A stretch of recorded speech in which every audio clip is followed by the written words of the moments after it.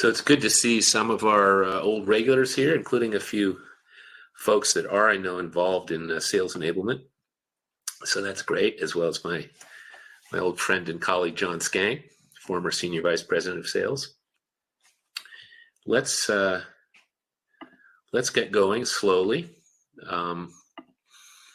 So this is about sales enablement, supporting advances in your sales process. And that's kind of important, just as a little kind of background about that. I've been involved in sales enablement and sales training for probably almost more than 40 years on and off. And what I've observed in a lot of big companies is that they adopt some sales training model or sales process. And of course, they change quite often because they're new ones. And they may have Salesforce.com or a comparable software system that defines their sales process in terms of large phases. And then within those phases, they often tend to have a lot of recommended strategies and tactics. But what we've noticed over the years is that they don't really document their successful sales process. And so in the end, that's what this session is about. So I want to remind you, this will be on YouTube, and we also have a whole lot of, quite a few of our webinars. I think this will be the 42nd one on YouTube. So, and we're also developing study guides for some of our YouTube videos, so that QR code will get you to sign up for it and be able to download our current ones. I want to ask, by the way, if you can tell me, is the audio okay here? Because we're having some audio glitches. If you can, hi everyone. Is the sound all right for you guys? We're also having, I should mention, I just had a flicker of lights here on Bainbridge Island, and sad to say, we have a lot of power outages here, so I'm hoping we won't have one in the next hour. So, okay, Dylan, thank you. So apparently the sound is working okay. So if you're watching on YouTube, because this will be recorded, please like and share and pass it on. And of course, we have a bunch of more webinars coming. We're going to have one actually next month about, it's not all about the money, and I'll talk about that in a minute. And then there's some other things. In the analysis of performance in general, there's a whole issue around exemplary performance and upside potential. And we're actually going to touch on that a little bit today, but I want to devote a whole webinar to that because that was one of Tom Gilbert's most important contributions. And I think it's an important one to talk with anyone who's involved in performance improvement. And we want to revisit some leadership and management best practices work we've been doing over the last couple of years and share that. And there'll be a lot more. As I mentioned, next month, we're going to have one called It's Not Always About the Money, Always. And this actually was prompted by a colleague of ours who has a small and growing behavioral health business that has a whole bunch of programs in several locations. And what she complained to me like last year was, she said, my managers are always asking for more gift cards to give people to keep them motivated. And this prompted me to think about the fact that while, of course, explicit program consequences, whether they're financial or otherwise, are often useful and important, frankly, what our interest is in doing is putting people in contact with the natural consequences of their successful performance. And so we'll talk about that next month in July. And so, I'm talking about sales performance here. And, one of the things, this is a phrase I used to hear when I first got involved in this world, like, have you ever carried a bag? That is a sales bag. I mean, that's kind of an old-fashioned way to think about it. But in the early days, of course, I had not. When I first started being involved in sales enablement back in the 80s.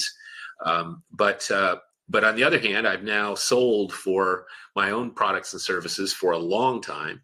And I've worked with a lot of companies. And it really started out in the 80s, my first company, Precision Teaching and Management Systems, which was basically a way to go from my history as a behavioral science researcher and then an instructional design researcher for about a decade into application of what we call fluency-based instruction with salespeople. And back in the mid 80s, banks had been deregulated, and they needed to develop salespeople from their typical loan officers.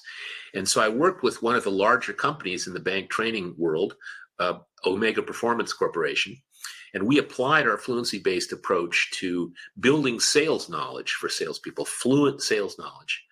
And frankly, we published some things about it. We sort of knocked the top off of the usual effects. We produced, we used to have experienced salespeople say, these kids, I've been selling this for 5 years, and these kids know more than I do. And so we were pretty successful there, and we published some things, and that basically got the attention of some people in other industries beside banking. So we had high-tech companies and biotech companies and pharmaceutical companies and insurance companies all coming to us. And as a result of that, I started a joint venture company called Product Knowledge Systems, which we ran for a little over a decade. It was a joint venture with the information mapping company, which was a research-based structured documentation firm. And in that company, we were generally brought in to do support major product launches for companies like Microsoft and Oracle and Genentech and Unum Insurance Company and other companies where they needed their salespeople to get up to speed quickly and effectively. And again, we produced results that were pretty extraordinary, and the word got out, and we were fairly well known for doing that kind of work. This was primarily, though, a focus on skills and knowledge, really, although underlying it were all of the things we needed to do to engage salespeople in actually applying what they learned. And so that evolved along with the influence of performance improvement to what we do now at the Performance Thinking Network, which is, of course, a plain English framework for doing accomplishment-based performance improvement and using our research-based 6 boxes model. So I've been involved in this field of sales enablement with dozens of companies for a long time, and we go in and out of it. But most recently, we've gotten quite interested because my colleagues, Dr. Barbara Buckland, who's been working with me over the years on quite a few projects in sales organizations, and my senior associate, Ian Patterson, who is, unlike a lot of our colleagues in the performance improvement world, a fearless salesperson, but who's also technically a very well-trained behavior scientist in the real world. And so we're kind of re-energizing our work in sales enablement. Now, ultimately, to me, the best compliment I ever got was quite a few years ago from a senior vice president of sales who, after he'd gotten to know me a little bit, he said, "You're not too bad for a guy with a PhD." And I'm still very proud of that, because I think what it meant was I'm not too nerdy and seem to have some real world experience. Anyway, let me ask you, if you are involved in sales enablement, whether you're watching this live or the recording, a few questions, because I think these are questions that sales leaders, sales training people, sales enablement people of all kinds need to ask themselves. The first thing is, do you actually know all the large and small, what we would call milestones, that your sales stars, your top performers achieve as they move from initial prospect to closing business or repeat business? Do you know what that is? Do you know what the small steps that represent what's often called advances in sales? My experience is that most sales organizations I've worked with have not actually documented that. They have a very large phase kind of framework about sales, and they have lots of tools and they have lots of knowledge and they teach a lot of skills, but they haven't actually mapped out their sales process in detail. And then the second thing is, there are almost always in organizations that have sales forces some stars, some people whose revenue and sales productivity may be multiple times the average. They're the real exemplary performers, the hot shots, And there's very often a few of those people. And it's not magic. They typically have discovered, either by chance or intentionally, small bits of behavior, which Tom Gilbert would have called exemplary behavior, and we often call best practices, again, that your performers in your sales organization use to achieve those milestones. Again, our observation has been that there's often kind of tribal knowledge about these things, but not necessarily a concerted effort to do what Gilbert would have called exemplary performance analysis or exemplary behavior analysis, and actually pull those small bits of behavior out that can make a big difference. There's lots of examples we use when we teach people about exemplary behavior analysis. One of my favorite ones actually was at a company that had was selling marketing information on the phone to small and medium-sized businesses. And there was a particular saleswoman, a salesperson in one of their offices who had an extremely high close ratio. That is, of the people she called, she would sell something to maybe 80 to 90% of those people. And the typical sales efficiency kind of thing was more like about 45 to 55%. And so she had this really high number in the close ratios, and everybody thought she must be just a magician, but just an extraordinary salesperson. At some point, some of the folks that I was working with went to visit that office, and they sat down with her and they said, you've got really extraordinary numbers. Could you kind of tell us how you do it? So this was the beginning of that she got a bunch of lead sheets. They handed her a stack of so-called lead sheets, which had the names of small and medium-sized companies, their standard and industrial code, that is what kind of business they were, their annual revenue, the key leaders, all the kind of information that you could get about these companies. And so they said, show us what you do. So she sorts them in and she sorts them into two piles and puts one of the piles over the left, and she starts to show them. And they say, wait a minute, what was that? And well, those are, I forget what it was, but pizza stores and hardware stores. We don't actually ever sell anything to them, so I don't even call them. Now, everything from there on in that she did on the phone and in her sales performance was pretty much like everyone else. She had just discovered this trick, which was even kind of against the rules a little bit, of just not calling some people, which she was quite convinced, and she was probably right, would not buy anything. So one step changed her numbers from there on out. And to me, those are the examples. That's just a simple little example of small bits that top people discover and then apply to be top people. I mean, do you know what those are? Have you discovered those? And most organizations really haven't. And then have you found a way that you can document these best practices so that you lay a foundation for continuously improving how your, again, sales process people execute your sales process? Because I'm sure you recognize, if you are a sales leader or sales training person, that your products and services and your market and what you have to offer are unique. So the successful salespeople in your business and your process are going to do it a little bit differently than other places. And you want to capture that. And then finally, when you do all the things that you invest in sales enablement, training, coaching, your so-called sales stack, that is all the software that you support people with, your collateral, how you run operations, all of those things, do they hang together? Are they integrated? Do they form a complete system that you can see how they work and they connect with each other? Again, an awful lot of companies I've seen do not have a way to look at the whole system. So we want to address these questions because it's a big deal and it makes a difference. And the question is, why or why not? Why, if you have done that, that's fantastic. But if you haven't, why haven't you done this? And I would argue that there's an opportunity here for what I would call a paradigm shift. And it goes back to our mentor and great thought leader, Tom Gilbert.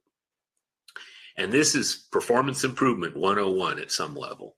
And Gilbert said in his very famous book that's still taught in graduate schools, even though it was published more than 40 years ago, he said, in the great cult of behavior, behavior itself is viewed as an end rather than as a means to an end. And if there's anywhere where I think we have a cult of behavior, it's often in sales, because salespeople have a lot of strategies and tactics, and they're sharing them and they're using them, and it's all about behavior.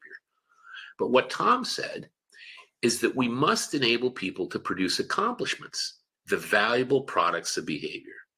And now we've coined the phrase work outputs, because if you look in the field of performance improvement in general, the word accomplishment is used in a whole lot of different ways. And what we mean by work outputs, I don't want to argue with people about the definition of accomplishments, so we coined this phrase, work outputs, the product of work or effort or behavior And notice it's plural, so it means they're countable. They're things you can check off whether you've achieved them or not. So that was fundamental to my development as a performance improvement professional starting back in the 80s. And it was kind of a natural to start out applying that in the world of sales. Now, from Gilbert's framework comes our first simple model that we call the performance chain. And I'm not going to spend a lot of time on it, but you can see there's a bunch of things we call behavior influences. There are a whole lot of things we try to do to support performance.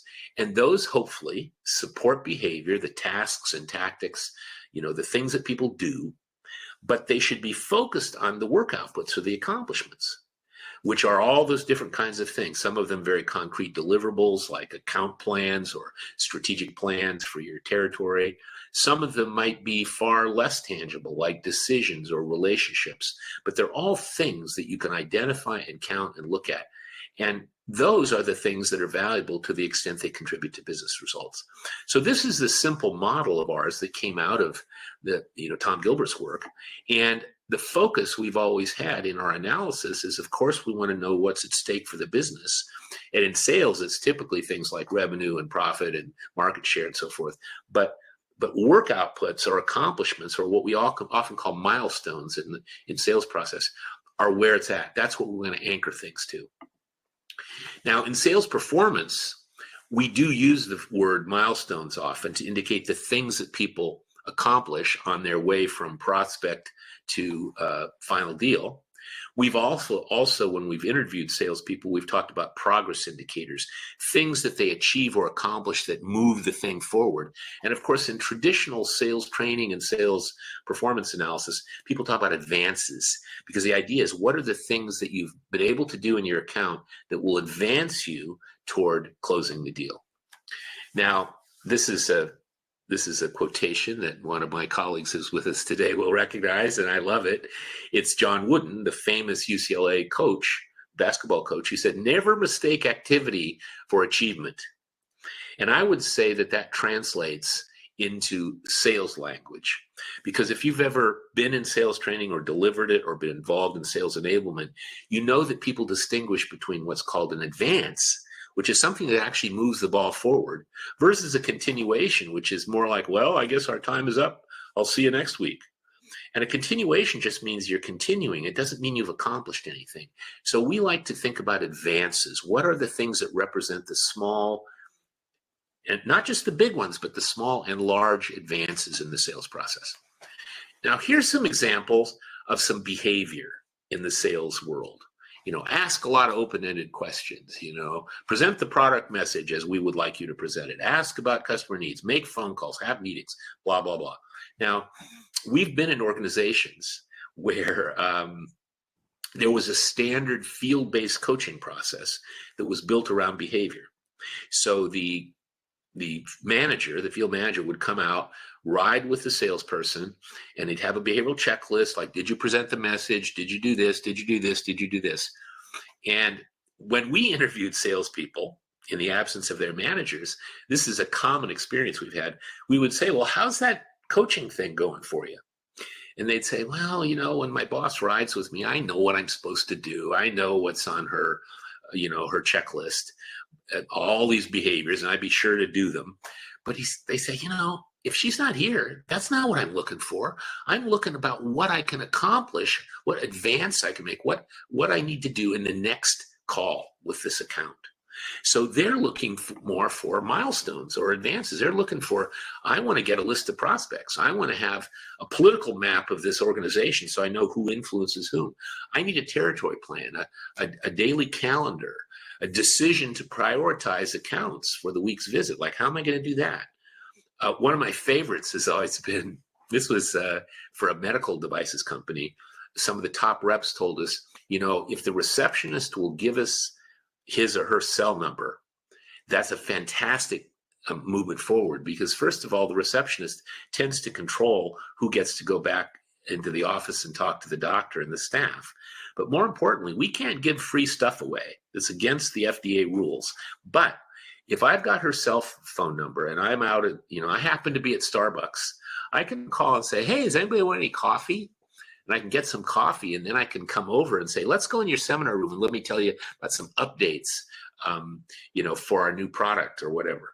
And that's okay, because that extends the meeting. That's not just giving away free stuff. So the point is, these are a bunch of things here that you can define as things and their accomplishments, and potentially they are either advances or they will lead to advances. This is where salespeople tend to live. Now, here's some examples of some small ones that we've captured in our analyses. For example, here's preparation. Here's in the preparation phase for, this is a pharmaceutical sales rep, monthly routing plan, a weekly routing schedule of daily appointments, daily or on-the-spot decisions. Those are 3 examples of rather small things, but you can see that they could define what a good one is, or when you know you've achieved it, and you could even identify some of the best practices, behavior, or tasks. And these are little things, but when we interview salespeople and say, what are the important indicators that you're moving forward, they tell us stuff like this.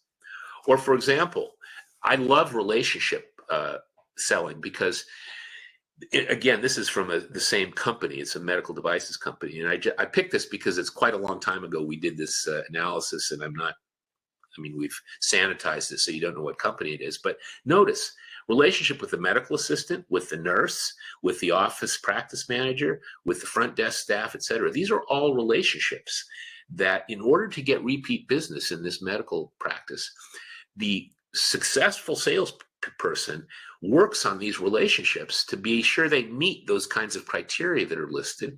And there's some suggested tactics, some incomplete list for accomplishing those.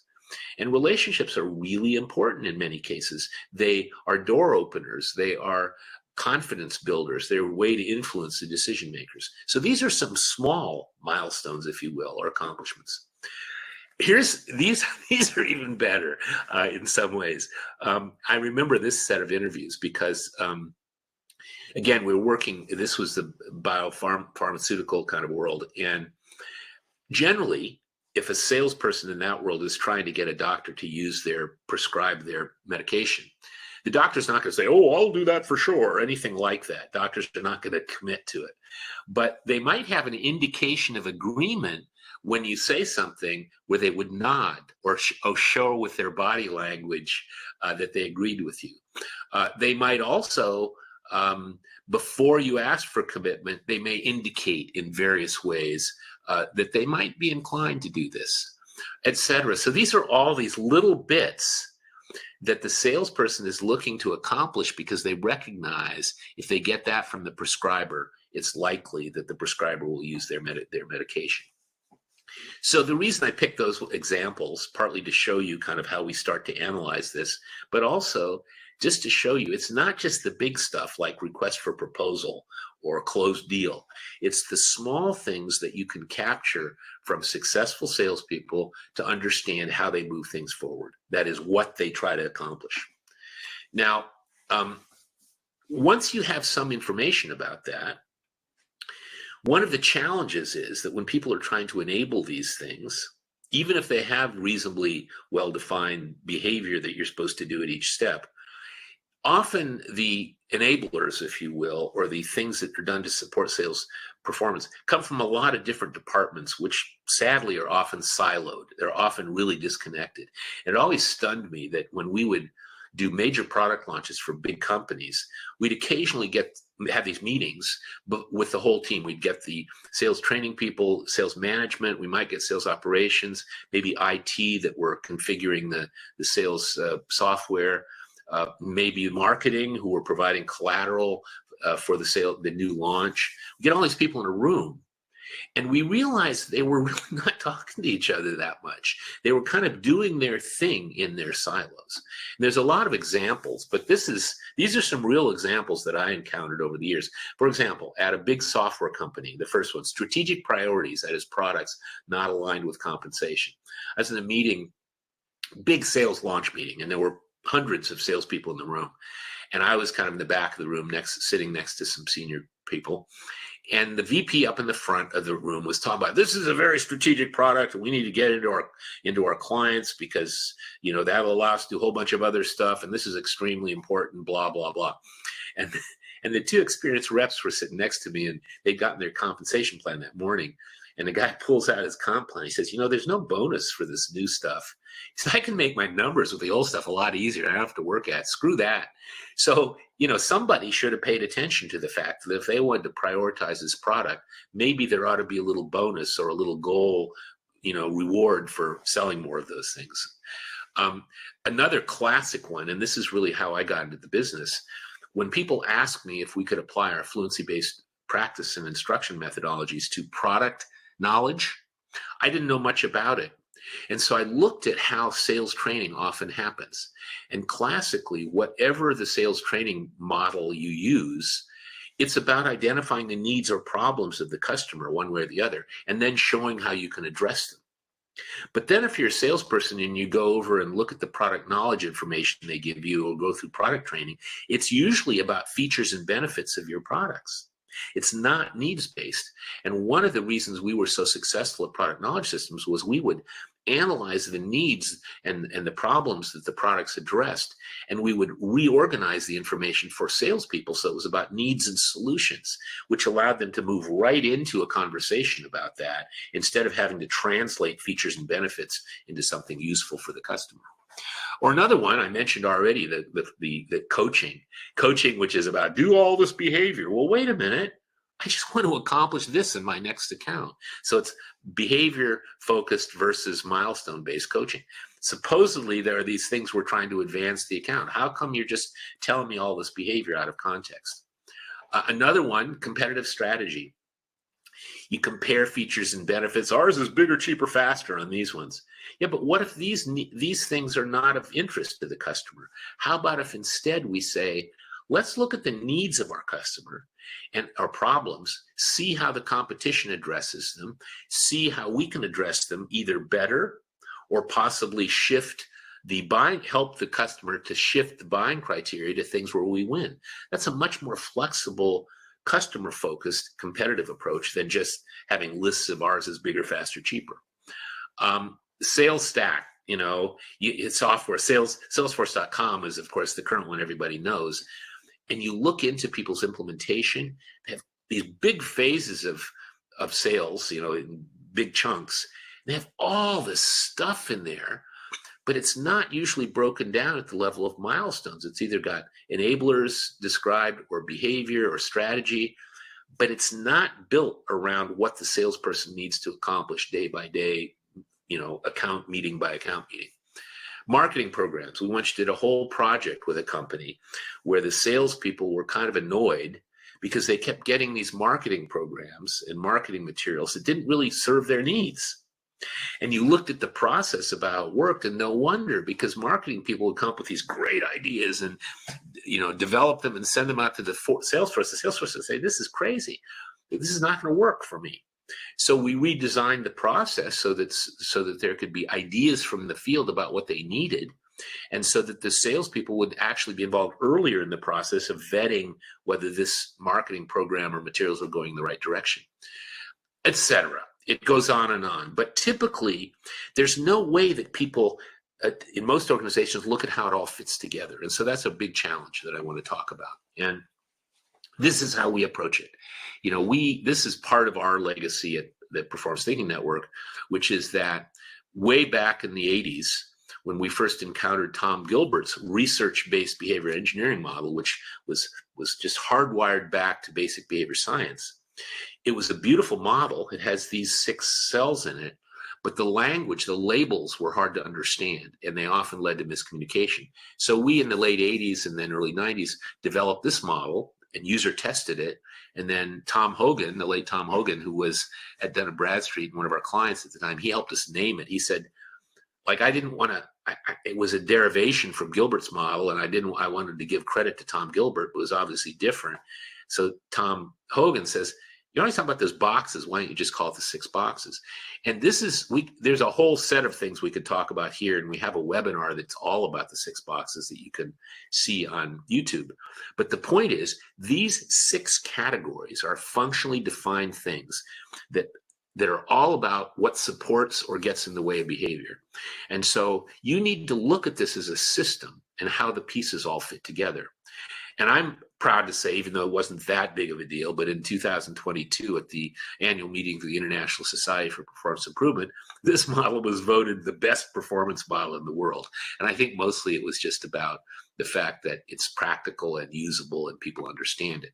However, moving back into sales enablement, this is just an example of how you can take all the stuff that you're providing your salespeople and frame it in a complete model, a complete systems model of what all the factors are that we need. We need expectations and feedback related to those expectations, and ideally lined up with the milestones and advances that your salespeople need to achieve. You need tools and resources that are actually designed to enable you to achieve these milestones rather than just general knowledge or whatever.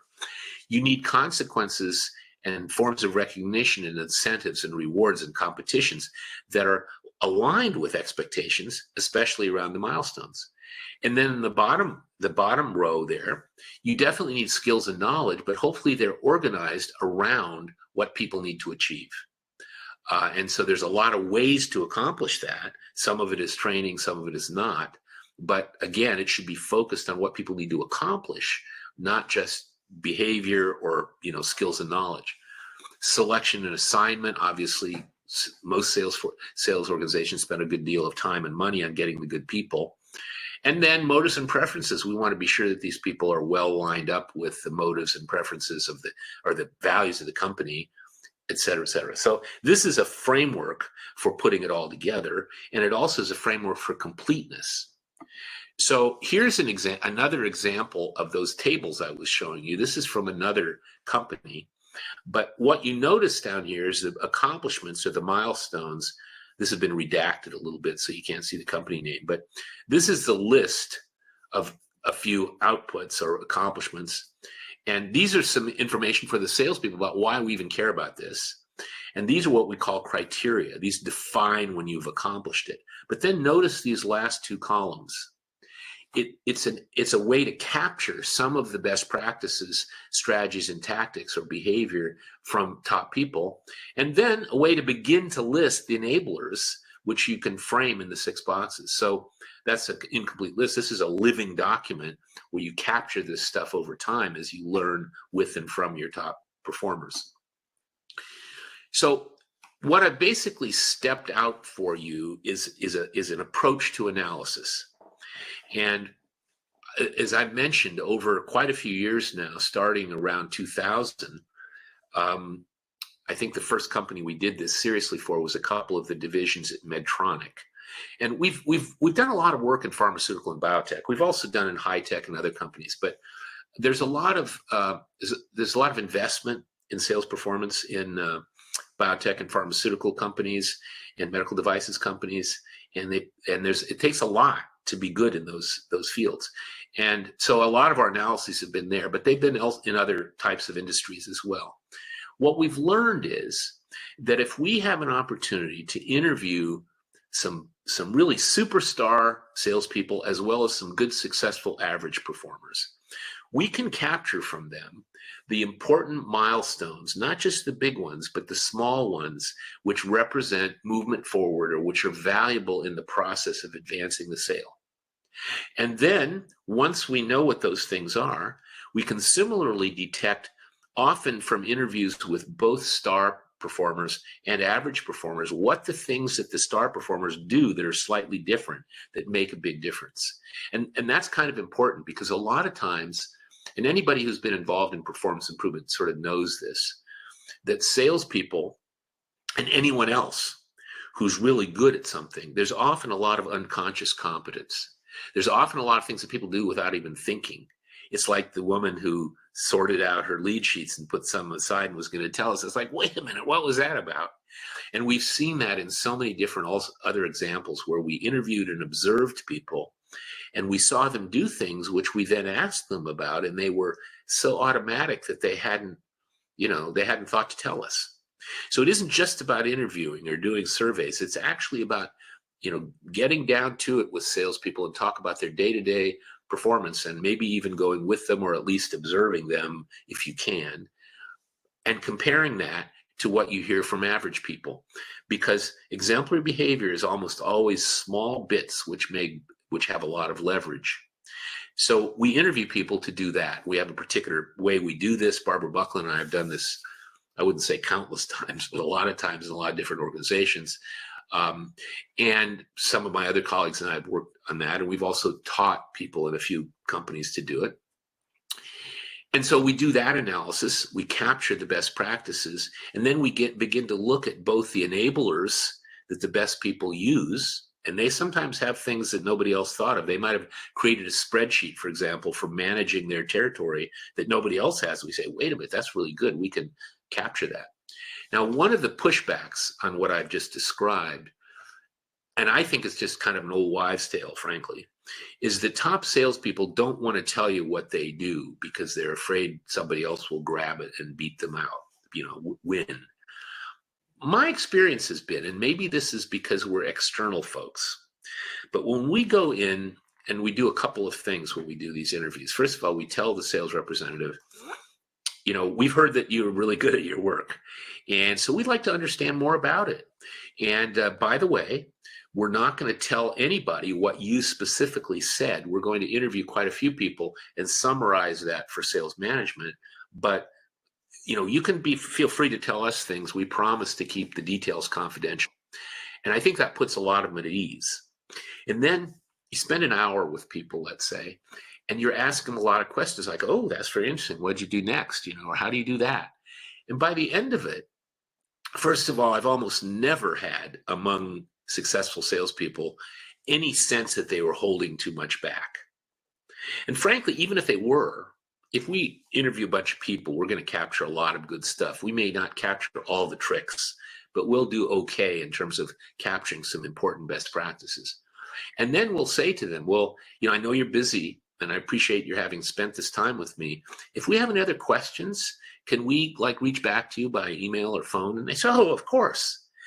And so my observation has been that successful performers like to tell you about their success. And so we might not get everything, but it's quite possible to capture a lot of these tricks, a lot of these small things. And over time, especially if you use it as a kind of a living document, you can continue to learn and develop. And we've even had, for example, for competitive training, so-called, one of the companies that we were working with, they wanted some competitive sales training. And, the usual approach, frankly, I've not typically been very impressed by. But if you have the key milestones in a sales process, the first thing is you can identify which of those offer competitive advantage. If you succeed this, sorry about that, I switched the slide. How do you keep the competition out? Whether it's out of the meeting, they not getting invited to the sales conference, don't get into the operating room in the same way I do. These ways of certain milestones, you can usually identify, and you can talk to salespeople, which ones, if you're successful with these, lock out or at least push back the competition. So what we did was we created a design where we had experienced folks and less experienced people get together and basically learn from one another. And they would share and ask questions about competitive strategy and tactics related to these specific milestones that had competitive leverage. So I mention that because once you capture the milestones, there's a lot you can do. And these are some of the things, and I just want to talk you through them a little bit. First thing is your training can be built around the milestones. How do I get an appointment with the CFO? How do I really get a good political map of the organization so I understand who pulls the strings? How do I get an opportunity to present to the team? These are all outputs. And if we define them, we can then build training, coaching, and problem solving around that. That's just for starters. Then, as I've already mentioned, we can leverage the expertise of your top performers for how to achieve those milestones. Now, I want to mention something that's kind of a side note, but we're doing okay for time, so I thought I would mention it. Barb and I were working with a company a few years ago where unusually the salespeople were not on commission.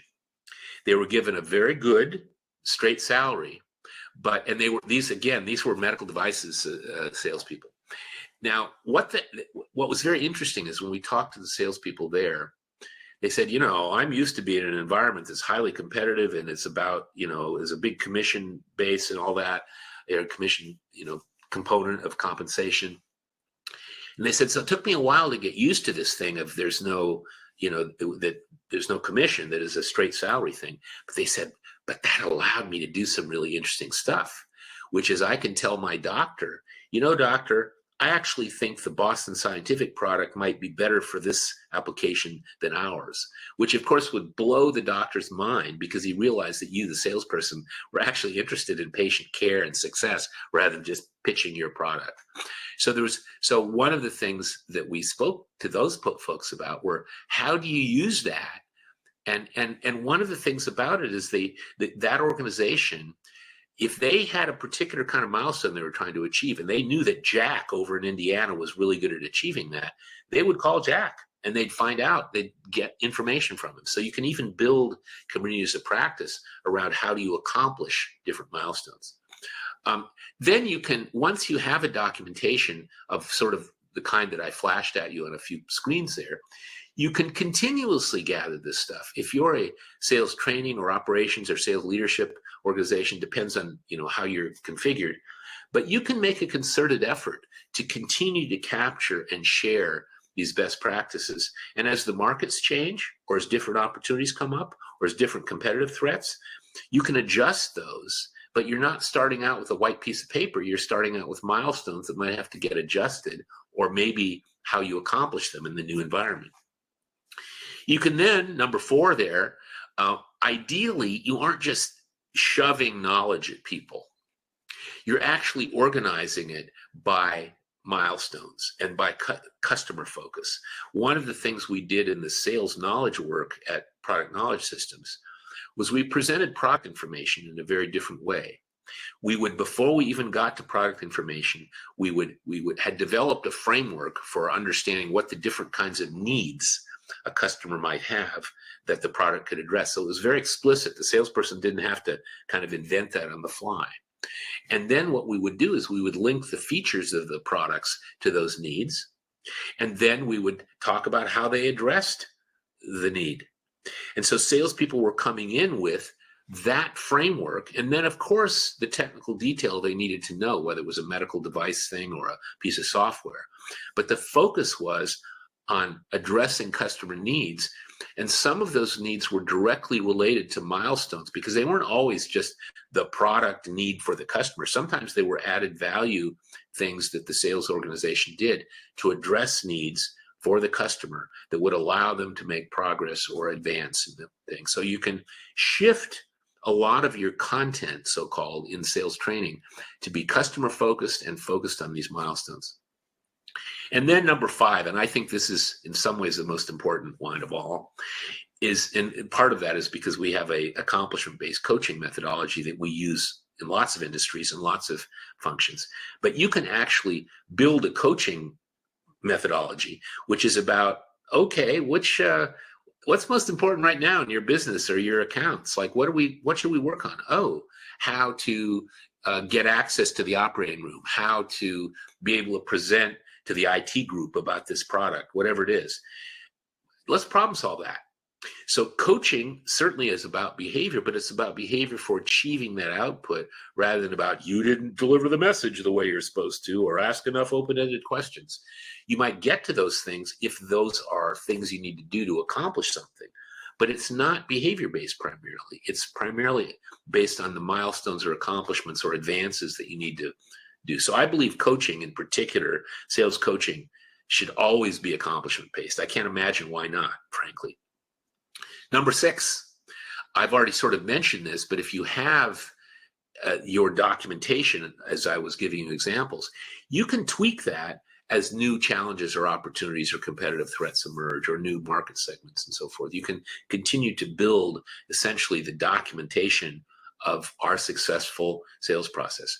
I already mentioned the competitive analysis. You can focus around the milestones that offer you competitive advantage. One of the things we've seen in some organizations is creating an active internal social network. We worked with a company some years ago and actually licensed some of our intellectual property to them for a sales knowledge. I think they referred to it as a marketing encyclopedia, but it was not just a marketing encyclopedia. And there were different internal experts, either successful salespeople or people in marketing or specialists who were experts, and they were responsible for parts of what was in there.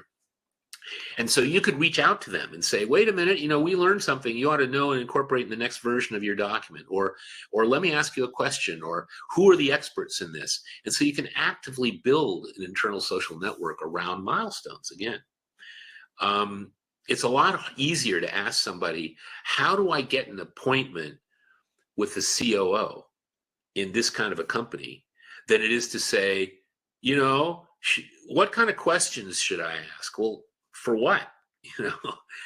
So it's much better if you're trying to problem solve and focus, again, on milestones and outputs. Product and sales knowledge I've already mentioned.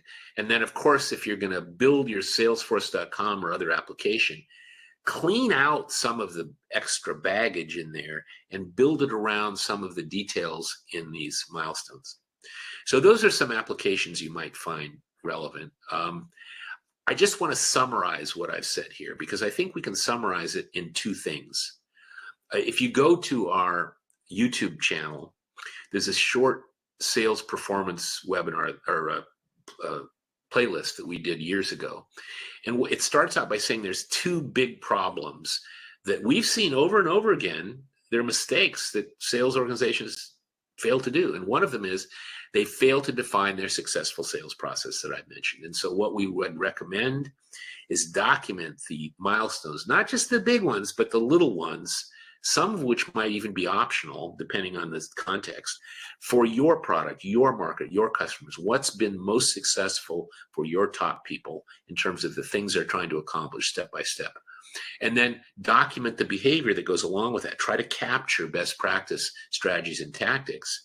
And then use those milestones and best practices as your framework for training, coaching, and support. Kind of obvious once stated, but most companies don't really do it. What they typically do is they adopt some sales training model, whether it's spin selling or challenger sale or whatever it is. That's basically a generic model that has a lot of value, but it's not necessarily applied to their particular business, market, and products. So how about instead looking at your own successful sales process? And then use the 6 boxes model, at least we would recommend that, as a framework for being sure all of the things you do to support achieving different milestones hang together, and that they're complete, and that they have all the stuff in them it really needs to support that. And have your silos, so to speak, integrate themselves into that framework. So to me, this is at a high level what we're kind of proposing. And, we have a practitioner program that we run inside companies when they want to develop a team.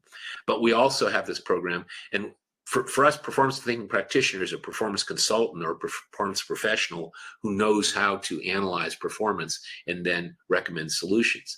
So if you're an organization that wants to develop some strong performance analysts in your sales enablement team or your sales training group, this could be the thing for you. We do the open program a few times a year. And if you use that QR code, or if you go to our website, you can find out about the open program. So I wanted to mention that. We're also working on application kits. And what we mean by that is we've learned by doing all these webinars over the last few years that we can, without teaching people all of performance thinking and the whole methodology, we can actually pull out specific templates and tools to help people do things like improve the leadership and management practices in their teams, do a better job of defining processes by being sure we know what the outputs are of each step and then measuring and improving them, doing a better job at creating employee engagement plans by integrating the 6 boxes in the Gallup engagement poll, which leads to some practices that you can use to improve engagement and so forth. So those are coming. And this is all the information we have. I want to point you to the QR code there on that, to the left. That will take you to a pretty detailed 2-page PDF document that has much more detail in what we think needs to be done and how we think we could help you. And it also links you to the YouTube playlist around sales performance, and also links you to a way to make an appointment with me if you're interested in talking more about this. So with that, we've got a few minutes left. I haven't been seeing much action in the chat box, so I'm wondering if anybody has comments or questions. Anyone? Seeing some of my old colleagues here. I wonder if any of you have any thoughts about this.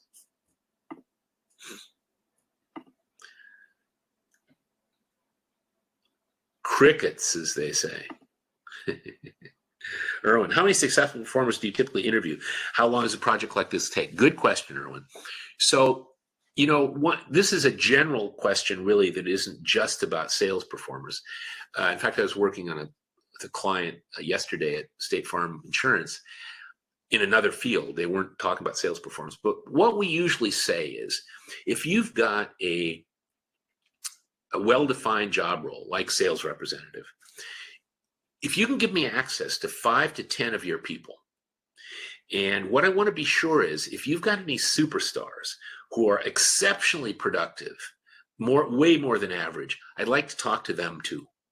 And then I'd like to talk to some good, solid performers. I don't want to talk to the people who are failing, because there's a lot of reasons for their failing, and it doesn't really give us very much information.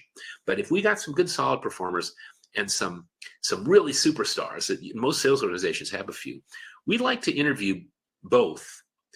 And what I say the reason I say 5 to 10 is what I've learned is that if you interview somebody in a position, you interview the first person and you see what outputs they give you, and you list them in a document, and you sort of clean it up. And then you kind of know what you heard, and you interview the second person, and you see how it's the same and how it's different. And sometimes it's different because they use different language for the same thing, and you want to find out if that's the case or not. And then you say, okay, all right, there's a couple different things here. That's interesting. You maybe put those in a little separate list. And then you interview the third person. And what you're doing is you're looking for what I often call convergence and divergence. You're looking for what's the same from person to person. And when you start out with outputs or milestones, you get a lot of consistency. And sometimes person 3 tells you stuff that person 1 and 2 didn't tell you. But if you go back to 1 and 2 and say, was that also part of your thing? They say, oh yeah, we didn't think about that. So by the third or fourth or fifth person, if you're getting a fairly consistent picture, you might want to interview a couple more, and you want to be sure to include the superstars, but you can feel fairly confident that you've got a reasonably good draft of the accomplishments or the milestones. If not, if it's all over the map, you might want to go back to management or your decision maker and say, I'm seeing a lot of diversity here. Is this because there's things that I'm not aware of, like these people are in different types of client organizations or whatever it is? And sometimes it's just that everybody does things differently. But for example, we worked with the Gore company a few years ago. The people make Gore-Tex, but they also make Gore-Tex-like stuff that you use in surgical procedures. And they have a very interesting thing, which is if they don't really expect specific stuff of their salespeople, they just go out and hire the best people in the industry and let them go. And so it was fascinating because they all have different filing systems. They all have different tools. Some of them use this, some of them use that. But when we spoke to them about the milestones that they were trying to accomplish, it was remarkably consistent. So something like 5 to 10 is usually enough. And you see after a handful of them whether it's looking consistent. So that's part of the answer to your question. It sort of depends on what the variability is. And then the second part, how long does the project take? A project can take quite a long time. It sort of depends again on, I mean, frankly, as an outside consultant, I've always had pretty good access to people. But a lot of the projects that I coach in our practitioner program, it stuns me how these people can't even get access to performers. But for example, I did one pretty heavy duty project a few years ago. It probably took me 100 hours over about 6 weeks of either interview type time or documentation and writing and so forth. But that's because I could go in and the waves kind of parted for me. In terms of one way to think about time, in terms at least of the interviews, is I usually suggest calculating at least the same amount of time for summarizing notes and documentation as you spend interviewing people. So if I go and interview somebody for an hour, let's say, and then I go back to my office or my laptop and I start to clean up my notes and stick that in, there's a spreadsheet we use called a multi-table. I kind of can see what I've got, and then I can look at the previous people I was interviewing and so forth. So if you're going to interview X number of people, I generally say, can I have an hour with your people? And at the end of, and if they're willing to do that, then at the end of an hour, I might say to the person, can I check back with you if I need to? And they're usually quite nice about that.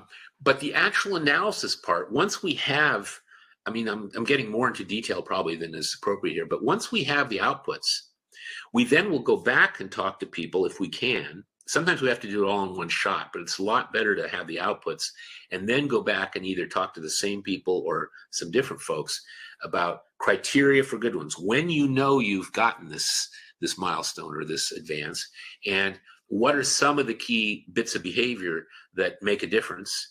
And also, what tools, what resources, what are your expectations? Is there any payoff for this? Is it punishing? Is it, when you make progress, is that reinforcing? Is that a big thing? How do your managers support you? Blah, blah, blah. And so that might take another round of interviews with people. And we might someplace in there do 1 or 2 focus groups to show people what we learned and say, does this look right? Did we miss anything? And so, we've done projects like this as external consultants in maybe a couple of months. But that has more to do with how we can schedule the meetings than anything else. So we need a person inside the client organization to be pretty proactive in trying to get these people to meet with us. Now, if you're inside of a company, that's not been my experience. I've been an external consultant since 1982, so I don't have a lot of experience working inside of big companies. But we've often in these sales enablement projects had a person or maybe 2 people who were smart inside folks that we worked with, because what we'd like to do is teach them how to do it and then hand it over to them in the end. So I hope that's somewhat helpful, Erwin. So Dylan, what have you found to be some of the greatest challenges when trying to move an organization from focus on behavior? Well, it's interesting, Dylan, you asked that, because I find salespeople get it. I mean, as it is when we show our 2 models, the performance chain and the 6 boxes model, the business people, they almost never say, wait a minute, that doesn't make any sense. They usually recognize that it's actually the accomplishments or the outputs that deliver value. And in sales organizations too, because think about it. If you're doing a call plan, you're not saying, well, I'm going to plan to deliver the message. You're saying, I'm going to plan to get this person to buy into X, or to make an appointment with Y, or to schedule this, or to indicate that they agree with me so far on something and tell me who I should talk to next. You're looking for those milestones and accomplishments. So I'm just trying to think if I've ever, there's a couple of companies that we've gone into who had a behavior-based coaching program, and we talked to the salespeople, and they say what I said earlier, which is that they say, when the boss comes, I do all the behavior because I want to score well and all that, but that's not really what I do most of the time. I'm working on what I'm going to accomplish in the accounts. And we've given that feedback to, our decision makers, our clients, our stakeholders. Of course, they're often heavily invested in their behavior-based program, but another company that we introduced the version of the tables that I showed you that were built for coaching, they loved it. That we pilot tested with some regional managers and some district managers and their people. And they just loved the idea of having a conversation, which was, of all the milestones in this process, what's the most important in your business right now? Like, what should we talk about? And they zero in on how we can accomplish X, Y, or Z in the next sales call, and they love it. So there may be institutional resistance, and there may be costs of making a transition in some ways. But I think sales organizations, I'm just thinking about this. I think one of the reasons I love working with sales organizations is because they get it about performance, and they're very milestone based. They may not use that language exactly, but they know they're trying to move the thing forward. So honestly, I think most good sales organizations talk about advances in some form. They just may not organize stuff around it, if that makes any sense. Anyway, we're past the hour. I really appreciate your hanging in with me. Are there any other comments or questions before we say goodbye?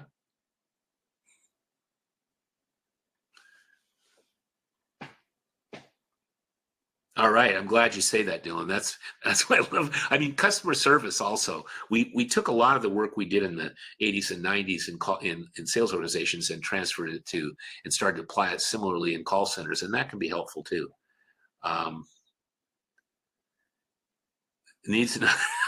Yeah, I'm sure that's true, Erwin. That makes perfectly good sense. That's how it should be. Well, we had a scary thing. It wasn't scary, but as a person, it scared me. I was working with Genentech about 25 years ago, and they were selling to cardiologists. And they were selling their thrombolytic, their clot buster product that really started Genentech on its path. And I remember some of the top salespeople saying, this scared me. They said a lot of things like, I get it, so my relationship with the doctor is such that I can call him on the golf course and he'll answer my call on his cell phone.